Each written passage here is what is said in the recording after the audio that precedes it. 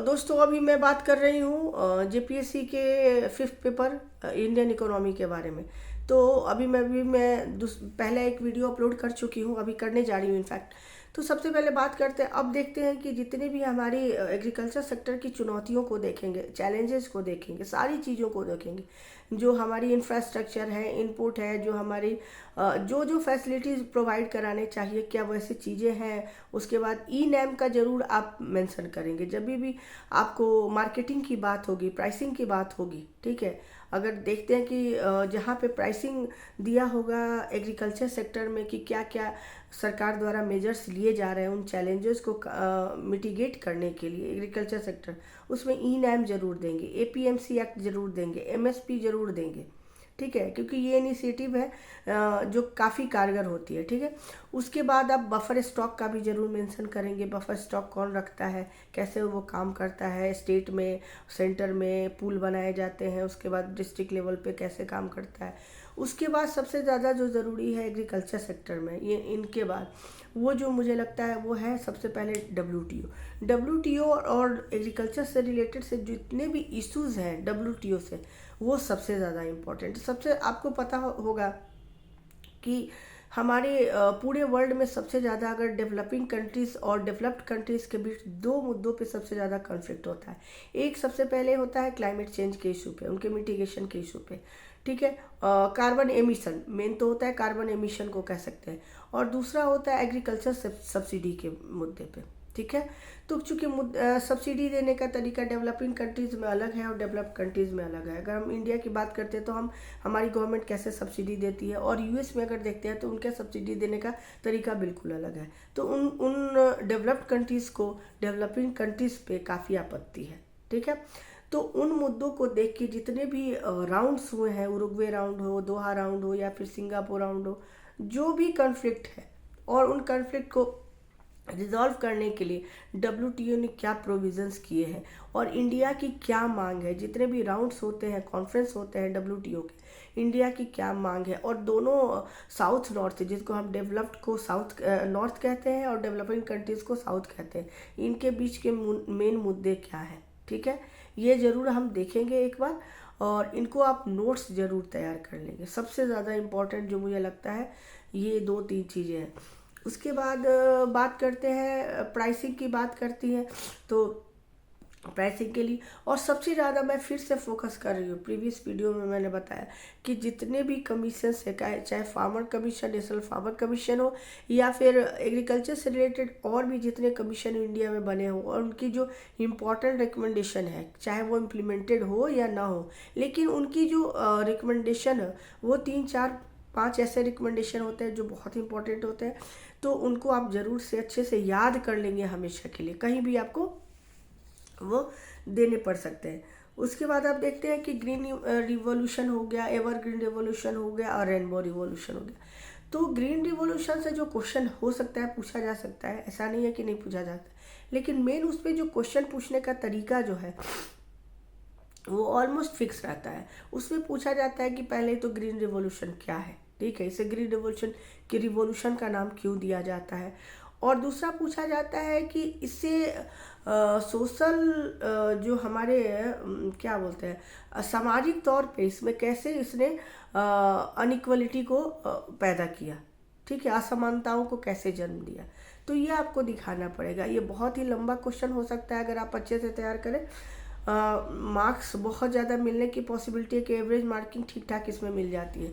लेकिन आपको दिखाना पड़ेगा कि जब ये ग्रीन रिवॉल्यूशन स्टार्ट हुआ तो सबसे पहले तो इसका पर्पस क्या था, किस एम के साथ ये ग्रीन रिवॉल्यूशन को स्टार्ट किया गया था, और उस टाइम पे हमारी जो टोटल प्रोडक्शन था, ग्रेन्स का प्रोडक्शन था, वो ज़रूर दिखाएंगे। तभी आपको होगा कि क्यों ये स्टार्ट किया गया ग्रीन रिवॉल्यूशन, सबसे बड़ा रीज़न। ठीक है, हंगर की कंडीशन हमारे देश में क्या थी। तो जब ये दिखाएंगे तो आपको पता चलेगा ये पढ़ने के बाद कि पंजाब, हरियाणा और वेस्टर्न यूपी में इसके इम्प्लीमेंटेशन सक्सेसफुल रहा। हालांकि और हुआ इससे ये कि ये जो क्षेत्र है नॉर्थ इंडिया के, ये जो क्षेत्र है वो बहुत ज़्यादा डेवलप्ड हो गए। उनके जो एग्रीकल्चर सेक्टर है या उनके जो फार्मर्स हैं वो बहुत ज़्यादा डेवलप्ड हो गए, और बाकी के जो इंडिया के कुछ और क्षेत्रों को छोड़कर कहीं कहीं और अच्छी हुई है डेवलपमेंट। अदरवाइज जो बाकी इंडिया के किसान हैं उनकी जो डेवलपमेंट हुआ, उनका जो ग्रोथ हुआ, उसी उनके अगर हम कंपैरिजन में देखें तो ना के बराबर हुआ। ठीक है, तो इससे बहुत ज़्यादा अनइक्वलिटी हमारे डिस्पैरिटी एक तरह से कह सकते हैं हमारे सोशल लेवल पे होता है, फार्मर्स के लेवल पे। उसके बाद हम देखते हैं कि अगर फूड ग्रेन्स की बात करते हैं उसमें भी कुछ लिमिटेड फूड ग्रेन्स हैं जिनकी फार्मिंग सबसे अच्छी हुई और उनसे बहुत फ़ायदा मिला हमारे ग्रीन रिवॉल्यूशन के तहत। अदरवाइज सारे जितने भी ग्रेन्स हैं जितने भी उनको बहुत फ़ायदा नहीं मिला। तो ये चीज़ें आप दिखाएंगे। हाँ, जिससे फ़ायदा हुआ वहाँ आप कैसे नोट्स को लिखेंगे कि ग्रीन रिवॉल्यूशन से क्या क्या फ़ायदे हुए। फ़ायदे तो सबसे ज़्यादा हुए क्योंकि कुछ चीज़ों को छोड़ दिया जाए तो सबसे पहले तो हमारा जो हंगर की कंडीशन थी हमारे यहाँ वो सबसे पहले ख़त्म हुई। आज ये कह सकते कि ख़त्म की। हालांकि अगर WHO की रिपोर्ट देखें अगर वर्ल्ड की तो वो अलग बात है, लेकिन हालांकि बहुत ही हम उसको मिटिगेट करने में सफल रहे हंगर को। उसके बाद हम देखते हैं कि सबसे बड़ा जो प्रोडक्शन बहुत बढ़ा। ठीक है, प्रोडक्टिविटी बहुत बढ़ा, हमारे एग्रीकल्चर सेक्टर में प्रोडक्टिविटी भी बहुत बढ़ा। ठीक है, और उसके बाद देखते हैं कि सबसे जो असर हुआ बाद में लॉन्ग टर्म वो कहते सकते हैं कि इनोवेशन पे हुआ। आज हमारे एग्रीकल्चर सेक्टर में जितने रिसर्च एंड इनोवेशन हो रहे हैं बहुत ही कम और भी सेक्टर से हालांकि है, लेकिन बहुत कम सेक्टर है जहाँ इतने इनोवेटिव आइडियाज़ को लाया जा रहा है, इतने रिसर्च हो रहे हैं। ठीक है, इतने डेवलपमेंटल काम हो रहे हैं, तो ये बहुत मैटर करता है। लेकिन हमारी कुछ लूप होल्स है जिसके कारण एग्रीकल्चर सेक्टर से लोगों का विश्वास कम हुआ। पहले मैंने बताया कि नेचुरल कैलेमिटीज़ हैं उनका सबसे बड़ा रोल रहा है, फ्लड हो गया, ड्रॉट हो गया इनके, और कुछ गवर्नमेंट की पॉलिसीज़ भी हैं। कई ऐसे पॉलिसीज़ हैं। एक तो अगर आप देखते हैं कि जो पिछड़े राज्य हैं उनमें जैसे भी देखते हैं कि कहने की बात होती है, पेपर्स पे तो बहुत सारी बातें होती हैं कि वहाँ लोन इजीली मिल जाता है, लेकिन किसानों को जल्दी इजीली लोन कहीं मिलता नहीं है, सही बात ये है।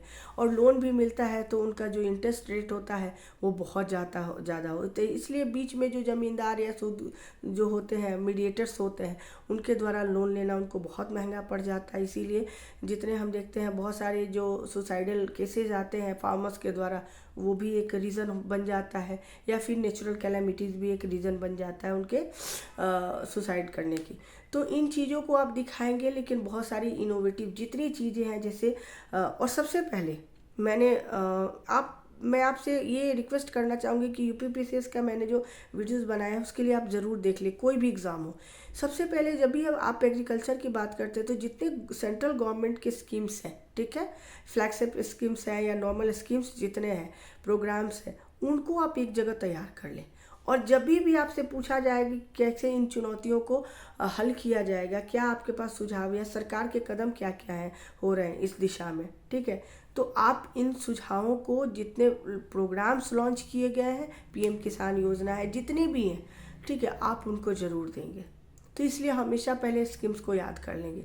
और एक मैं नॉर्मल अभी एक वीडियोस बनाने जा रही हूँ जिसमें मैं नॉर्मल कोई सिलेबस से डिस्कस नहीं करने वाली हूँ, आपको बताऊंगी कि कैसे अपने रिसोर्सेज को बेस्ट यूटिलाइज कर सकते हैं और स्मार्ट स्टडी कर सकते हैं। और सबसे पहले बात की क्या आपको करना है और किन चीज़ों से बचना है, अभी से वो प्रैक्टिस आप शुरू कर दें।